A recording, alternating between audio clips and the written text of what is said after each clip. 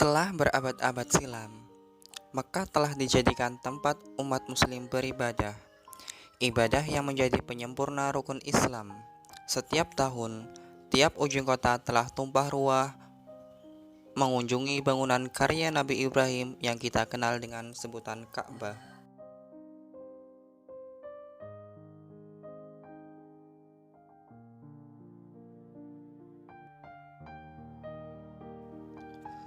Setelah berlangsung selama berabad-abad, Mekah berulang kali dipegang oleh kabilah yang berbeda-beda, sehingga ajaran tauhid yang dibawa Nabi Ibrahim telah luntur dan berbaur dengan kepercayaan paganisme. Mereka masih mengenal Allah, tetapi menjadi Tuhan yang begitu jauh. Mereka memohon segalanya kepada Tuhan-Tuhan berhala mereka, melupakan dari mana mereka berasal dan akan seperti apa mereka setelah kematian. Mereka terus menyembah berhala, walaupun tahu berhala tersebut tidak memberikan manfaat untuk mereka.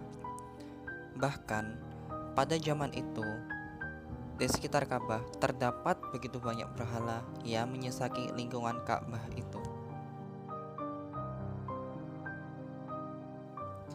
Setelah berganti-ganti penguasa, tibalah saat Mekah jatuh ke kabilah kaum Quraisy.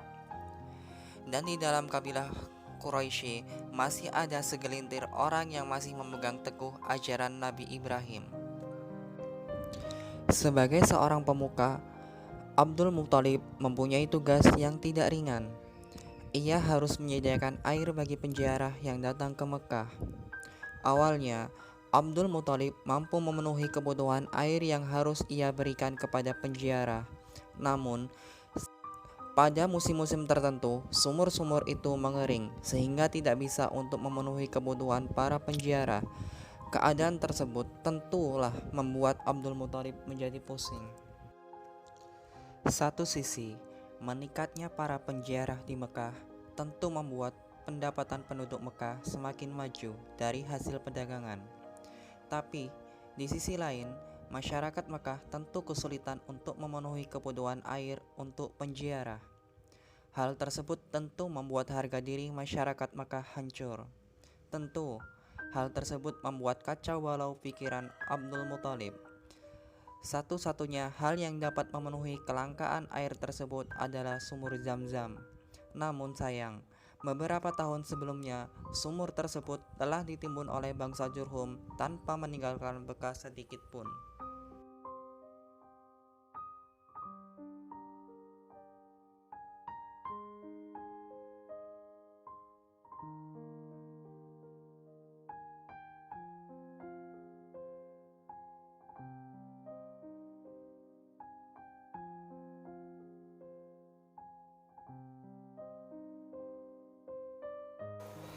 Pada sewaktu-waktu, beliau berpikir hingga membuatnya letih.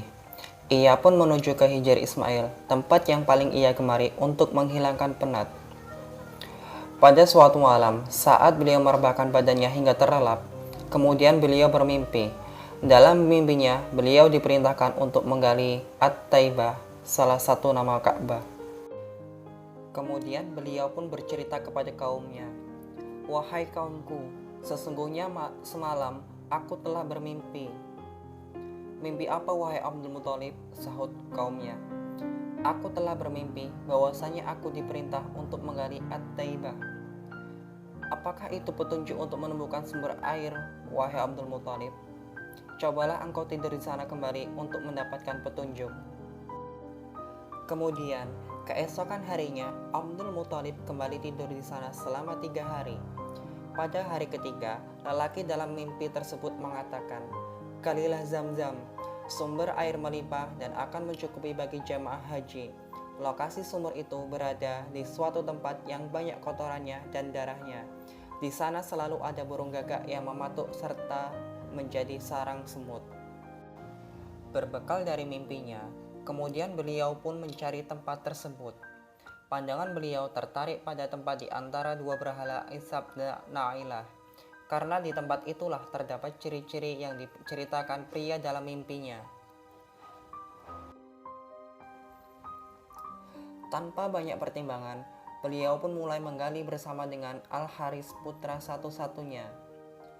Baru beberapa cangkul, beliau sudah dikagetkan oleh suara dari kaumnya. "Wahai Abdul Muthalib, apa yang sedang engkau lakukan?" "Aku sedang menggali tempat di mana aku mendapatkan di dalam mimpiku," sahut Abdul Muthalib.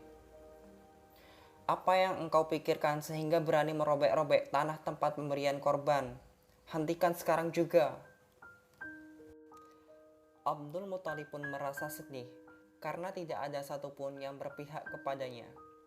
Akhirnya, untuk memadamkan suasana, Abdul Muthalib pun bernazar, "Di tempat ini, kalian hanya menyembelih hewan untuk Tuhan Ka'bah. Sekarang lihatlah, aku akan mengorbankan lebih dari itu. Aku akan mengorbankan darah dagingku sendiri." Semua orang tercegang dengan nazar itu, seakan-akan mereka mengingatkan akan kisah Nabi Ibrahim alaihissalam. Mereka pun mundur, membiarkan Abdul Muthalib dan anaknya meneruskan penggalian. Tetes keringat bercucuran, membasahi kening hingga pakaiannya, tetapi hal itu tidak menyurutkan semangat Abdul Muthalib untuk melanjutkan penggaliannya. Pada akhirnya, pada saat penggalian, terbenturlah alat yang digunakan oleh Abdul Muthalib pada benda yang digunakan untuk menutup sumur Zam-Zam. Pecah ruahlah suasana hati Abdul Muthalib mengetahui itu. Perjuangan yang ia lakukan untuk menemukan sumur Zam-Zam telah terbayarkan. Hal tersebut diketahui oleh kaum Quraisy. Bersukacitalah masyarakat Mekah pada saat itu. Krisis air yang melanda Mekah akan segera teratasi.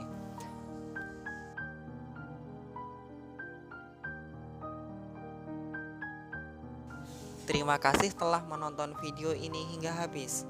Semoga bermanfaat. Tekan tombol lonceng untuk video-video yang selanjutnya.